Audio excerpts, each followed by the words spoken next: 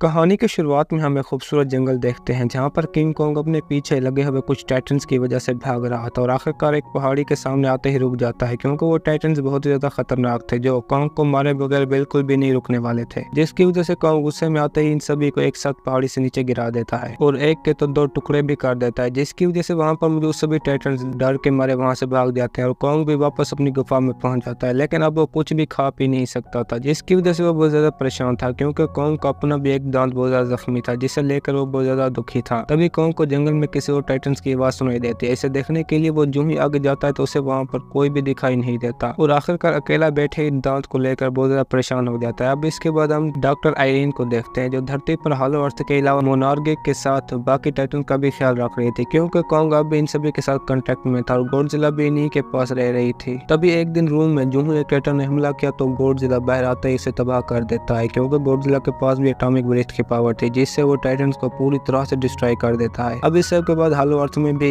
लोगों को कुछ वॉइस मिलने लगती हैं जिससे मालूम हो जाता है कि वहां पर आयरीन के बेस कैंप को भी तबाह किया जा चुका है जिसे दूसरे टाइटन्स ने किया, लेकिन वो इनके बारे में बिल्कुल भी नहीं जानते थे। जिसके बाद वो साइन यूं ही डॉक्टर आयरीन देखते हैं तो इस सब की वजह से बहुत ज्यादा परेशान हो जाता है क्योंकि अब वो जरा भी तबाही नहीं चाहते थे। अब इसके बाद हम जिया को देखते हैं जो अपने स्कूल में जरा भी दिलचस्पी नहीं लेती थी जिसकी वजह से हर वक्त उदास रहती थी क्योंकि जिया एक ऐसी लड़की थी जो बिल्कुल भी बोल नहीं सकती थी। अभी जिया को भी अपने स्कूल लेक्चर के दौरान हालो अर्थ के कुछ विजन दिखाई देते हैं जहाँ पर हर तरफ तबाही फैली हुई थी और वो ये सब अपनी टेबल पर भी बना देती है, जिसकी वजह से आयरीन को बुलाकर टीचर इस सब के बारे में बता देते हैं क्योंकि आयरीन ने जिया को गोद लिया था जो सिर्फ अपने कबीले की एक ऐसी लड़की बची थी जो कॉन्ग को अपने कब्जे में कर सकती थी। लेकिन जिया खुद भी सबसे हैरान थी कि मेरे साथ क्या हो रहा है, जिसकी वजह से आयरीन घर वापस आते ही जिया के बनाए हुए डिजाइन देखने लगती है जो बिल्कुल ही बेस कैंप से भेजे हुए वॉइस रिकॉर्ड से मैच हो रहे थे। लेकिन जिया भी विजन देखकर बहुत ज्यादा डर जाती है जिसकी वजह से आयरीन को अपने साथ कॉन्ग के पास ले जाने का कहती है क्योंकि वो उससे बात करना चाहती थी, जिसकी वजह से आयरीन अपने दोस्त